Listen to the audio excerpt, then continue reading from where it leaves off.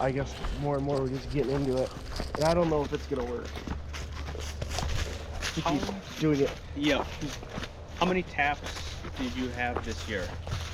Here we had just under 4. And what did Homeboys was what, 140? Yep. Okay. And then his house was 100 something. 125 I think this at year my we house. should be 900,000. Okay. And you had a little RO, you said? Yeah, just one of them little RO bucket Okay. double posts. Yep, yep. So yeah, we had that and then just a smoky like a 2x4. Okay. Yeah, so you spent a lot of time boiling then. Yeah. Not as Yeah, much we as could, we- I mean, we could get a tote down to, you know, the 275 gallon tote. We would get to probably 40 Okay. and then run that, but Yep. still, it still Takes a lot hour of and a time. half. Yep. The year before we spent a lot more time boiling. Yeah. A lot less results. I'm gonna do a lot more thinning. I started up behind the garage. All this is gonna come down. We Okay. tried just running the 5/16 Yeah. to like a sure flow. Yep. It worked all right. It works, but it doesn't get the production that you certainly could by having, let's say, a real vacuum Yeah. system. Yeah. The one in Wakefield, we have one on a pretty steep hillside, and with like 130 taps, and that one all season pulled like 26, 27. Yep. At the pump, I don't know what I was getting. If you had good slope, you were probably that in the whole wood. The big thing you'll notice, and that was that 5/16s or was that 3/16s? 5. Okay, so yeah, then you won't have the problems with the 3/16s. 3/16 slows down fast. As the older the tubing gets, the dirtier it gets, and it slows down fast. Yeah, I have like 3 runs here. We tried it, just natural, and I mean it worked good this year. Yep. But Yeah, as time goes on, it's gonna work less and less. This is a beautiful spot down here. Holy yeah, cow. it's nice. So that's where we're like torn. Do we keep doing it down Yep. here? It's just we had the RO in the garage, and then we'd haul down the concentrate. It wasn't working. You have power down here of some sort, or is there no electricity down here whatsoever? Oh, we got electricity, okay, you but do. not Okay. Not much. not much. We were thinking about digging out. We'll go around, digging out this hillside, Okay. and we were gonna pour a slab, and then actually make an insulated room for an RO. Okay.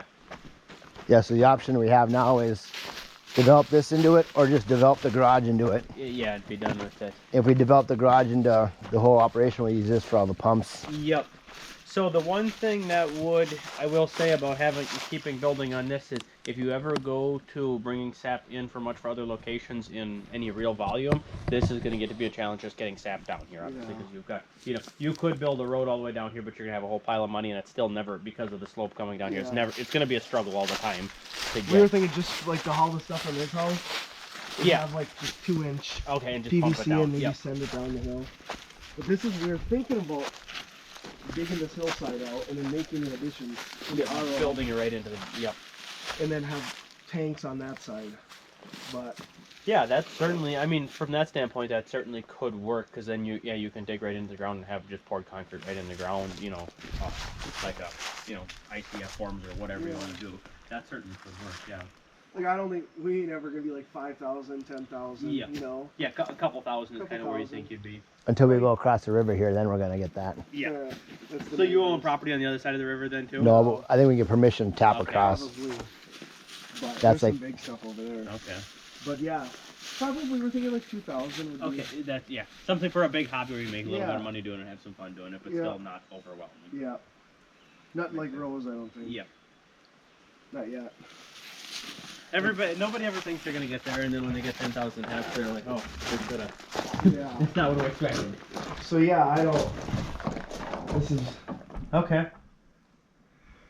I mean, obviously, the other big thing that as you grow, you're gonna want is a concrete floor, right?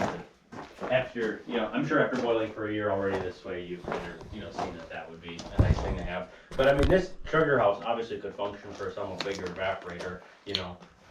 Turn it instead of this direction, and then that makes the penetrations and going through if you set it in the middle of the building, it makes life a lot easier to go through the middle, because getting the water not run through. That's what I was thinking. If I got like a 30 by 8 or something. Yeah, I'd 30 by face 10. Just like this way and have it out that way. Mm-hmm. Yeah, and then firewood coming in would be real easy too. Yeah. I'm guessing firewood is what you want to stick with for fuel. Yeah. And then we're thinking maybe just put the board here and go for that RO room. Yep. I kind of want to get eventually like a 600. Yeah, single post. Yeah. So that's what I was telling them, like it's got to be fully insulated. Mm-hmm. So that's what I was thinking. They make is it Becker that makes that little 110? You just plug it.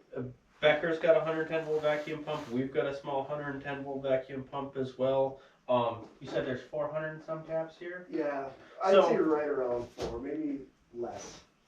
And is that all the more you can get to run to this one low spot, or can you get more coming here? That's all I have on my property. Okay, that's all you have. So yeah, then that 110 volt pump would be enough for what you need to do here. Just a small vacuum pump is really, 5 or 6 CFMs is about all you need if you have an electric releaser. If you got a mechanical releaser, you really need a little bit more. That's going to be right kind of at the edge, because with the mechanical releaser they take vacuum to operate. Okay. So you consume some CFMs of vacuum Okay. running that releaser, because every time it dumps, it's got to re-evacuate the chamber and pull it over and And everything. then you want your releaser in that in a heated room? If it's electric releaser, it has to be in a heated room. If it's a mechanical releaser, it doesn't have to be. It's preferable, but it doesn't have to be. See, that's what I was telling them. So we could put like the RO room, but then have the releaser and all that. Yeah, you could very easily do, and that's where, honestly, the electric releaser, because you could bring it right in the side of the building, the way I'm envisioning is your main line is gonna come right out of here, and then your secondary main lines are gonna come right down the hill into the wet dry is how I see this kind of laying out. So you could literally run that right in the side of the building and have your releaser and then the vacuum pump sitting right next to it. Does the releaser have to like drop into the tank? No, with electric releaser it can pump wherever, so you could have a tank See, that's way the hell up there. that's what I was worried about, because if we had the releaser here, I think our tank storage is gonna be on, here. Yeah. Yeah, that's where the electric releaser really makes a lot more sense, because you can have the tank over there and release it.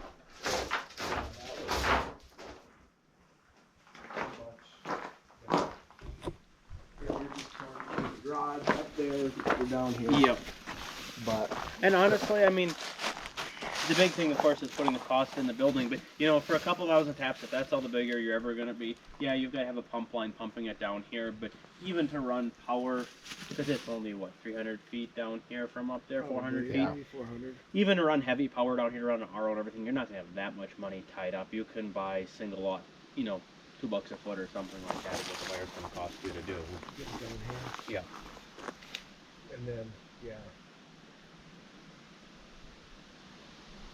Does this operation remind you of any other ones where it's down away from power and away from? There's a lot of guys that start off in situations like this, and then depending on how they grow, if they stay down, if a few thousand, 2,000 taps and the 30 by 8 evaporator and a 600 gallon an hour RO is where you guys want to stay, then doing this makes a lot more sense than if that's the step to then 3,000 taps or 5,000 taps. And at some point, of course, you can't plan for everything in the future. So if someday you start with 2,000 taps, you run for a few years, and you add you end up with 3,000 or whatever, or 4,000, bigger RO, so on and so forth. And then at some point, you've got to make that jump.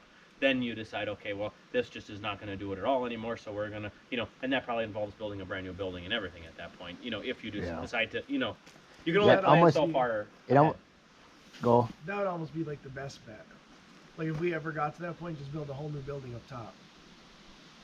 The right way. Well, let me 'Cause ask you that this: garage now don't even If- got the drain. Like if you collect all this down here, how does it go from here back Your up? releaser pumper, if you get to that point, then the electric releaser can pump it right up. Oh, oh, really? it would send So- it all the way back up the hill. In my woods, so we've got 2 pump houses in my big woods, and my electric releaser is actually pumping a little, like 3,600-ish feet. I've got buried pump line where it pumps it right back to the main tank location, because just all the property, it falls 2 different directions, so that's how it's set up. But yeah, electric releaser, that would be no challenge to pump it that far.